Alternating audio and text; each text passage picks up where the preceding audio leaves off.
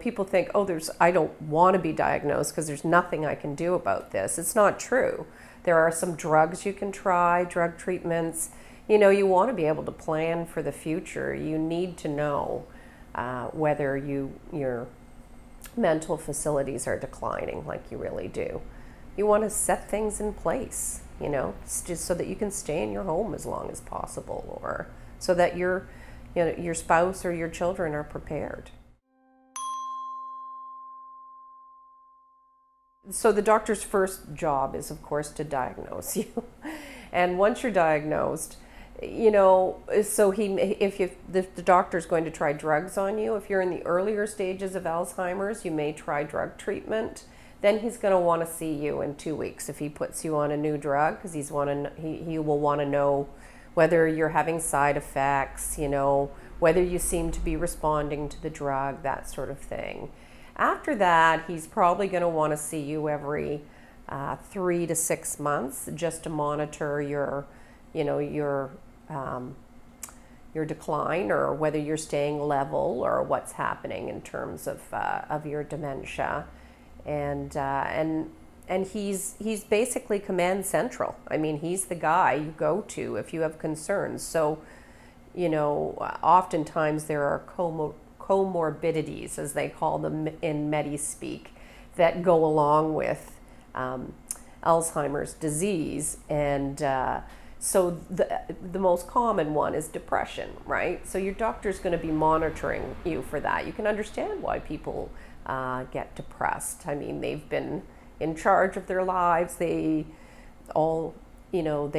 smart. They do things for themselves, and suddenly they're starting to feel their mental faculties decline, and it's depressing. I mean, it's obviously depressing.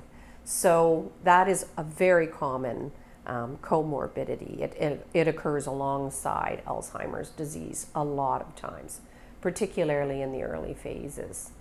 So your doctor's going to be watching for that.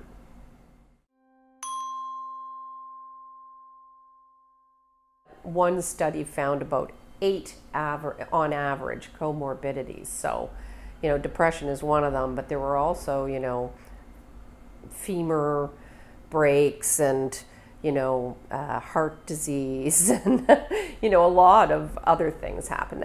Obviously you're generally aging when you're diagnosed, so those things aren't going to go away. But one of the problems with people who have dementia is that they're not very good at tracking their symptoms, right? So they don't remember if they've, if something if they've had chest pain, it may just go out of their head shortly afterwards, or they're not very good at describing their symptoms. So they really need to be watched closely.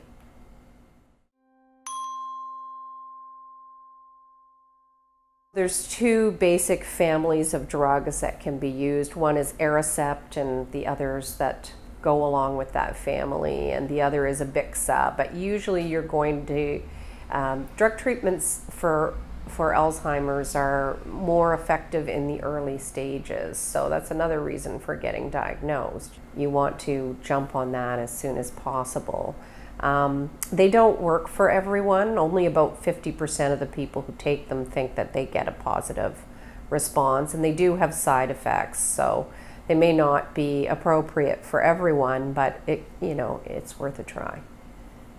Well, there are tons of clinical trials ongoing at any one time. Tracking them down can be difficult, but we've included a number of links in the articles that can lead you to the right place. Oftentimes, you may be able to find out about clinical trials through your doctor, but not every doctor is going to. Especially if your doctor is connected to a teaching hospital, you're more likely to find out about clinical trials through them. But if your doctor doesn't know of any, contact your local university, or if there are any institutes in your area that are studying Alzheimer's disease, you might want to contact them.